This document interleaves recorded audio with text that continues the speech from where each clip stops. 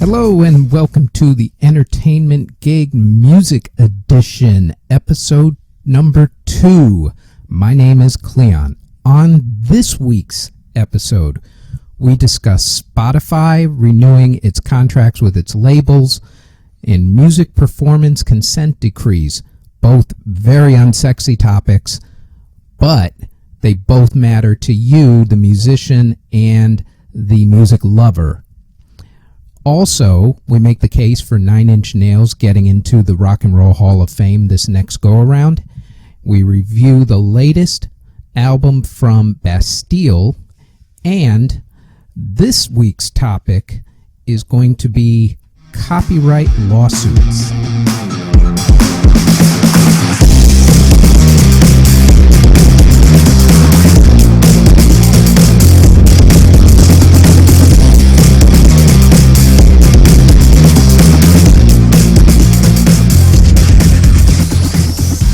Okay, on to the news and two topics that are not exactly the sexiest of topics to talk about, especially for the music lovers. However, they are both very important, and here's why. The first one is that Spotify is now in negotiations with all the major record labels for new payout contracts. Right now, they pay about 55% of their revenue from their streaming to the actual record labels. Apple Music pays around 57.5%, according to some reports. They haven't officially made it public as of yet. But according to some reports, they pay around 57.5% of all streaming revenue to the major record labels. Obviously, the labels want more in the way of money, at the very least for Spotify to bring it up to the 57.5% that Apple Music pays out, if not more, because knowing the record labels, they would probably want about 70 to 80% of all streaming revenue to go to them. If the record labels do not get their way, then they can make life difficult for both Apple Music and Spotify, and you have already seen that where certain artists have veto power over what goes on which streaming service. It's the nature of the beast. Commercialism is going to basically play itself out. But that's why you need to keep track of this, because you'll want to know if Drake's going to be on Spotify that you're shelling out at the moment probably anywhere from $5 to $10 for, as opposed to music or Apple Music, which is about $10, or any of the other services, Rhapsody, etc., etc. Something to keep in mind, especially when you're shelling out that kind of money. The second unsexy topic is something called the Music Performance Licensing Decree, which is otherwise known as a consent decree. Here's what basically goes on. In terms of licensing for songwriters, the main songwriting licensors are BMI and ASCAP. And they have always gone by a consent decree when it comes to licensing for songwriters, which basically means that they will offer licenses to the actual songwriter so that the songwriter can make money off of the revenue from the actual song anytime it gets played on the radio or gets sold in a store. Well, leave it to the government to decide to stick its nose into something.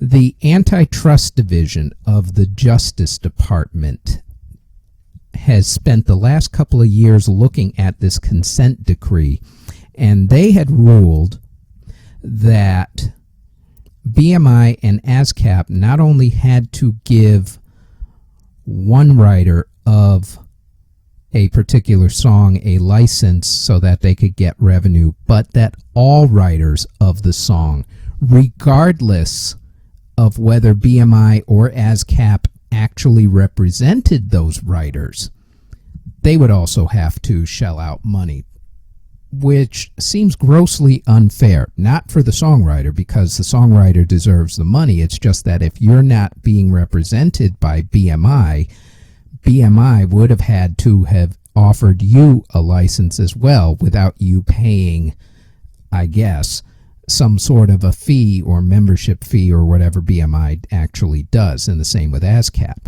Well, a federal judge this past week shot that down and decided that the government was wrong, so everything goes back to the way it was temporarily, because as you know with the court systems, they tend to drag this out, and I'm sure we'll be hearing about this for the next few years, but it is something to keep in mind if you are a songwriter, in that, as of right now, BMI and ASCAP, if you are not represented by either of them, and you co-write a song with 2 or 3 other people, and 1 or 2 of them are represented by BMI or ASCAP, they cannot or will not offer you a license in order to collect revenue from them. But you would still have to go through whoever you're going through.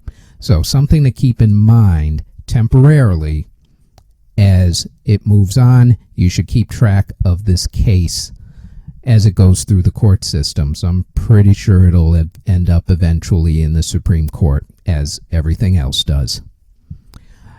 In terms of rest in pieces this week, we did not have a major musician who passed away. Shockingly, considering that this year has been the year of musicians passing away.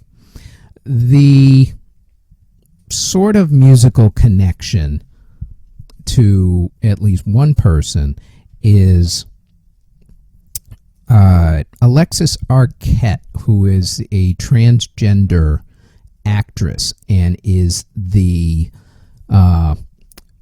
sister of Patricia Arquette, David Arquette, and Rosanna Arquette. She passed away of AIDS-related complications at the age of 47. Now, there are 2 musical connections to this, even though she is an actress. The first musical connection is that she was the kid in the roller coaster in the 80s band The Tubes' 80s classic, She's a Beauty. So go back, rewatch that video, and the kid who is in the roller coaster going around during the whole carnival ride video is actually her when she was a 12-year-old boy, obviously before the whole transgender thing came up. That's musical connection number 1. Musical connection number 2 is that she is the sister of Rosanna Arquette, who used to go out with one of the guys from the group Toto, who wrote the song for Rosanna called Rosanna, which was one of Toto's biggest hits back in the 80s. So there is your musical connection to the late great transgender actress Alexis Arquette, who passed away this past week at the age of 47.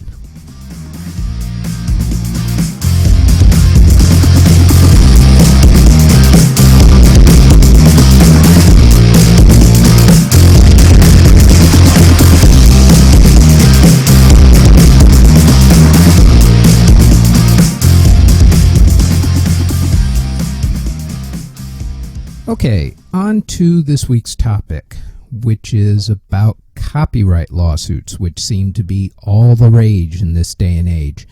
I guess this latest round kind of kicked off a couple of years ago by now with the Blurred Lines lawsuit, of which the Marvin Gaye family sued Pharrell and Robin Thicke and T.I., I believe, for what they thought was getting pretty close to blatantly ripping off Got to Give It Up Part 1 in order to create Blurred Lines. If you listen to the 2 songs, they are remarkably similar in the vein and spirit of the song. As of right now, I believe this is going through the court system still with the appeals, but as of right now, Marvin Gaye's family won that battle, and Pharrell and Robin Thicke have to shell out an astronomical amount of money in royalties in order to settle this whole thing. That's the part that's going through the court system right now. A lot of not actors, but musicians are basically crying foul on this. They're saying that if you do something that's in the spirit of the song, that's not the same as completely ripping off the song. I'm not sure where I'm going to agree on that at this particular moment without giving you some other examples as to what's going on. For instance, Ed Sheeran actually is being sued now by two different people for two completely different songs.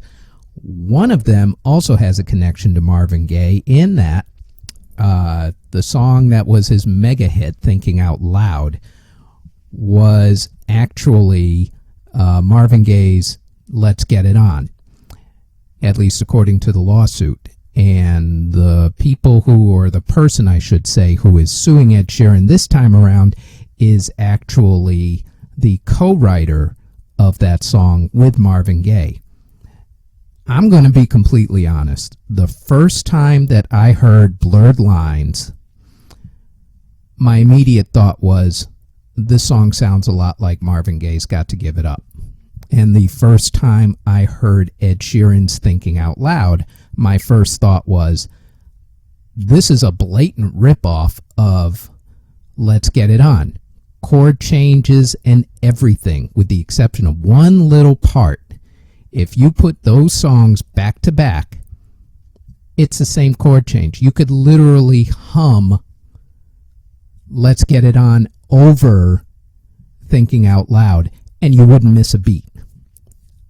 That's why Ed Sheeran is getting ripped off or getting sued, because it seems, allegedly, and I have to put allegedly in front of all of this because it's still going through the court system, allegedly, he basically took the song.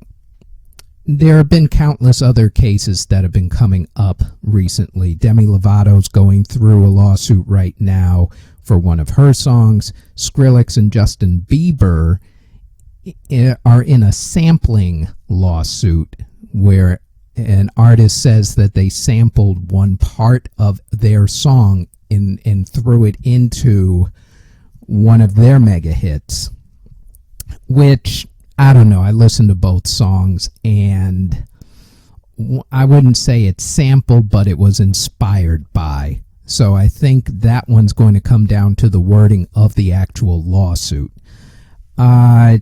Led Zeppelin just went through a rather embarrassing lawsuit with the band Spirit, or at least the estate of a couple of the ex-members of the group Spirit, sued Led Zeppelin over the seminal hit Stairway to Heaven, the hit that guitar teachers cringe every time they have to listen to it, because that's usually the first song you learn when you learn how to play a guitar. The problem with that one was the group was Taurus, by the way. An old, or the name of the song, I should say, was Taurus. The group was Spirit. The problem with that one is that Spirit says, or the lawyer for Spirit, whose name is Francis Malafie, who, just as a side note, was suspended from practicing law right after this case was won by Led Zeppelin. Spoiler alert. The lawyer claimed that Jimmy Page and Spirit, who were both on tour together at the time, or at least played a concert together, Jimmy Page listened to Taurus, or Spirit, play the song Taurus, and was inspired by that to basically blatantly rip off the opening riff off that song in order to create Stairway to Heaven. The problem with all of that, which is what I believe the court finally figured out, was that both songs were inspired by old medieval songs, literally from the 1600s, which are not protected by a copyright and are therefore public domain. Back in the late 60s, English music went through a period where they were basically going back and redoing, especially what you would consider hippie music, quote unquote, were redoing old English medieval tunes and making them into rock songs. That's apparently what happened in this particular case, and that is why, along with the suspect behavior of the lawyer, Francis Malafie, that was the reason why the court ruled in favor of Led Zeppelin on that. Here's my take on all of this. No matter what you do, no matter where you go, you're going to hear something that's going to inspire you to write a song. Be it a chord, be it a melody, be it a beat, be it whatever. There is so much stuff out there now that it is extraordinarily tough to be original. I think where people get into trouble is there used to be, not to pull up my porch and tell you how it was back in the day, but there used to be sort of a gentleman's agreement where you would go to an artist and say, look, I was inspired by your music to write this.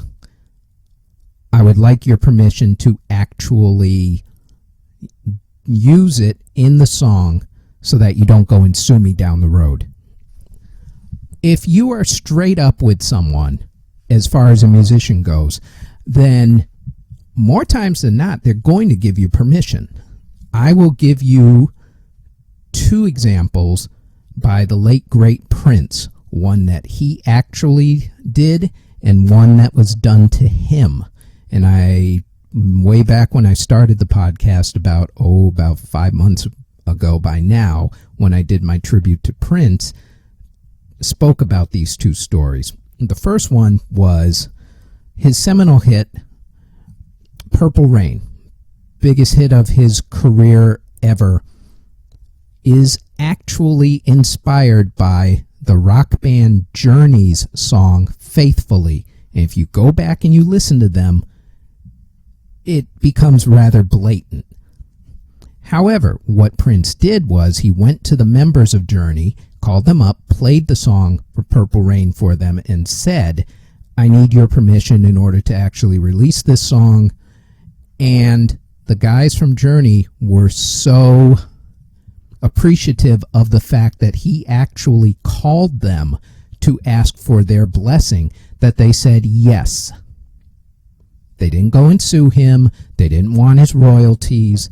And over the years, Prince did a lot of things for the members of the band, gave them tickets to shows, etc., etc. And that's how relationships are born. Just by being respectful. Another example, one that was done to Prince, actually, by the great Stevie Nicks. Stevie Nicks was driving along, heard Little Red Corvette from Prince on the radio, was inspired to write the song Stand Back from listening to Little Red Corvette. And if you go back and you listen to those 2 songs together, they sound remarkably alike in terms of chord structure, not in terms of the beat, but in terms of the chord structure. Stevie Nicks gets home, she calls Prince, plays the song. Not only does Prince say yes, Prince is actually the guy playing the synthesizers on that song.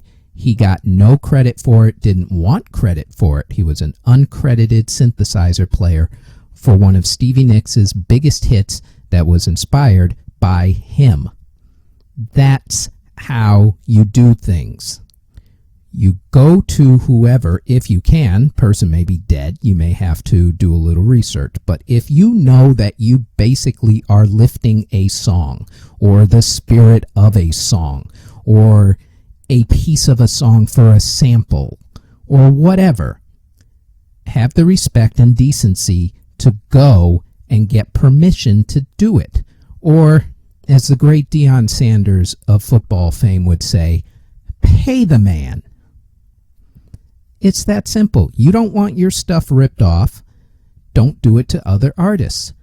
And unfortunately, I'm not quite sure what has gone on, but that sort of lack of respect has somehow just, I don't know, maybe it's just the way things are these days, but the respect that artists had for one another and working and collaborating with one another seems to have disappeared, virtually. There are exceptions to that, but this would seem to explain why suddenly you're getting all these lawsuits, and you could basically kick it off with the Blurred Lines lawsuit. So my advice to a lot of musicians out there and people who just love music in general is to respect the artist, respect the craft. There isn't a whole lot of originality out there, and you're going to copy, or even subconsciously, if you dreamt something that you may have heard from something way back when, it's going to come up. It's automatic. Just realize it and do the right thing. Wherever possible, at least, try to do the right thing when it comes to that. Hopefully, this whole rash of lawsuits will end and people will get back to doing the gentleman's agreement in terms of music. Until then, expect the lawyers to get rich and happy off of this.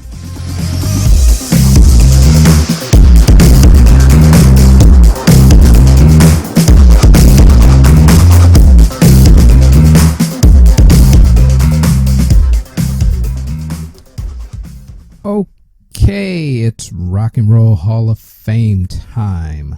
To reiterate, as far as performers go, the act has to have had their first album 25 years ago, minimum, in order for them to be considered for membership into the Rock and Roll Hall of Fame.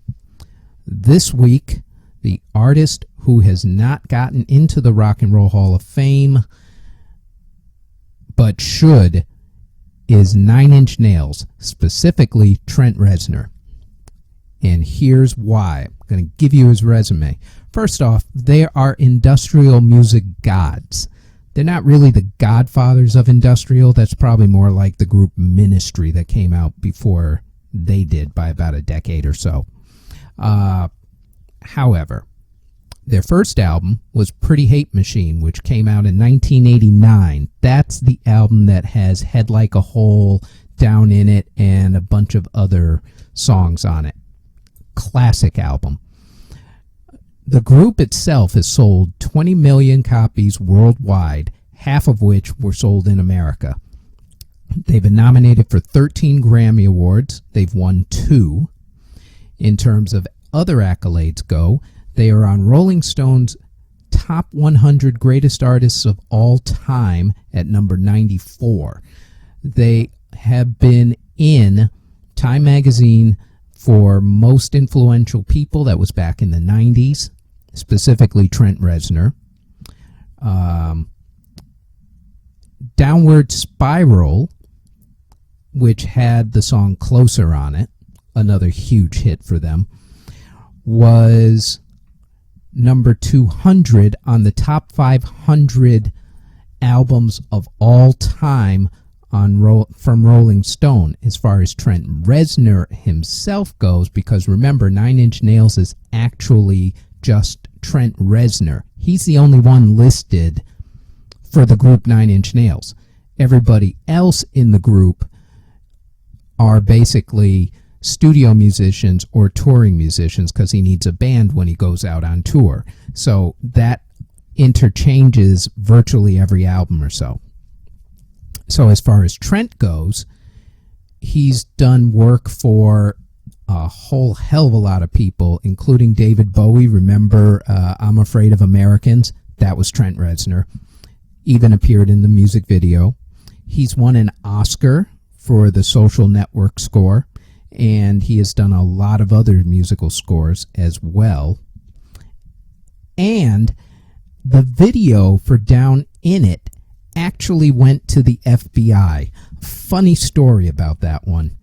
They did at the time, because this was way before there was such a thing as drone footage, the song Down In It, which came off of Pretty Hate Machine, the music video, the original version of the music video, the character that Trent Reznor plays in the music video jumps off a building and dies. So in order to capture the effect, they put a camera onto a weather balloon and had the weather balloon tethered up high so that you could get the effect of Trent lying down on the ground, decomposing, with members of the band walking away from him. What happened was that the balloon became untethered and ended up in a cornfield, literally, about 100 miles away or so. Farmer took it, looked at the footage that was on the camera itself, got scared.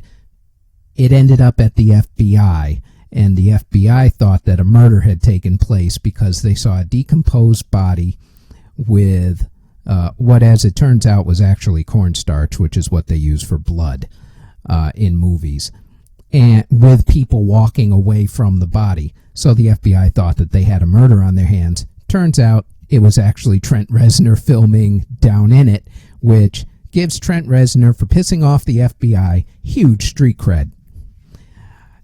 The difference between Nine Inch Nails getting into the Rock and Roll Hall of Fame and Depeche Mode getting into the Rock and Roll Hall of Fame, which is who I spoke about last week, was that Nine Inch Nails has been eligible since 2014.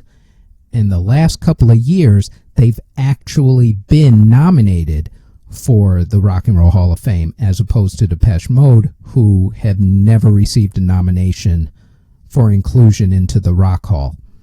Nine Inch Nails was nominated in 2014 and also in 2015, and nominations have not come out this year as of yet, as far as I know. I think that's within the next month or so.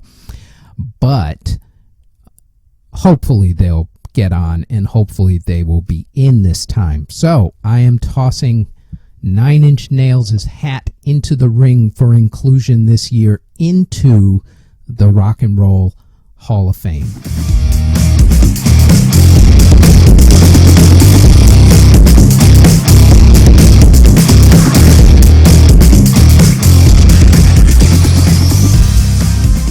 Okay, album quick hit review. This one is from the latest album called Wild World from the group Bastille. You may remember Bastille from the hit about a year or so ago called Pompeii. Well, they're back with their new one. It has 19 songs on it. Here's the quick review. The quick review is that this is what I call a slow burner album, which is an album that I personally am not overwhelmed by, because a lot of it seems to be basically, well, it seems to be divided up into basically two beats. Either the songs are all very slow ballads, or they're a mid-range pop, and you could literally take about half of those songs, mix them, and have a pretty decent dance soundtrack and not change the beat one single bit. That, to me, is a lot of repetition, especially with the slow songs. However, that's after a couple of listen-tos on this album. This could end up being one of those albums that, as I listen to it more and more, I begin to like more and more. Case in point, Garbage's last album, which, being a huge Garbage fan, I listened to it and went, this is god-awful, I hate this album. But perhaps at that point I was not in the frame of mind to actually listen to it, because now it's actually one of my favorite albums for the year because I gave it more time to actually sink in. So this one from Bastille could end up being the exact same way. If you are tempted to actually go and get anything off this album, might I recommend the songs Good Grief, Send Them Off, Fake It, Way Beyond, or Shame. Those 5 songs are usually pretty good, like right off the bat. My criteria for getting an album as opposed to buying singles is the way things are now. Singles are about $1.29 in American money. So the album goes for $12.49, which means that in order for me to buy the entire thing, I would have to like at least 10 of the 19 songs to make it worth my while money-wise. As of right now, I don't. If I were to just give up on Bastille, I would get those 5 songs, save the rest of my money, not bother with the rest of the album. However, since this is what I would consider a slow burner album, I'm not going to buy anything at the moment. I will listen to the album, stream it a few more times, and if the album grows on me, then I'll get it. If not, then I would go and get those 5 songs and be done with it. That's basically my review of that album. Quick thought, get it if you're a Bastille fan. Go with the singles if you're not, or give it some time to grow on you.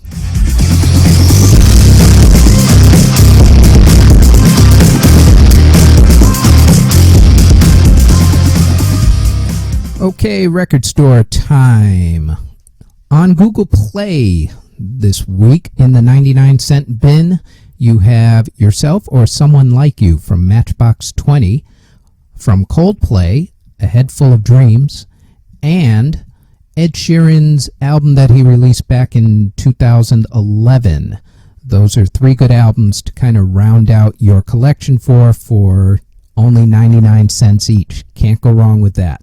In terms of stuff that you can listen to if you have Amazon Prime, there's the new album from Dawes, also A La Las, Keaton Henson, and Casting Crowns, which you can stream technically not for free, but Amazon Prime, if you spent the money on it, you at least get that part for free, sort of. In terms of actual new music that you can get, this week's big releases are from Billy Bragg, Flock of Dimes, and Hamilton Lighthouser. And my earworms for the week, I have 3 of them. One, I'm kicking it back old school. Since Led Zeppelin came up in the copyright lawsuit topic portion of our show, I am going to recommend Led Zeppelin's The Complete BBC Sessions, which just got released a couple of weeks ago. It goes for about $24 if you're going to buy the double CDs.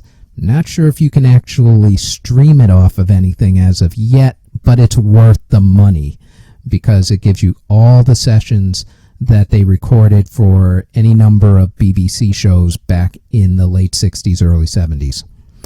The second one is the aforementioned album from Garbage that they released about a month or so ago called Strange Little Birds. This was my slow burner album. It was an album that I did not like at first, and now I can't seem to put it down. They are on tour. I believe they've already gone through the New York area. I'm pretty sure they will come back, and you should absolutely go and search out this album.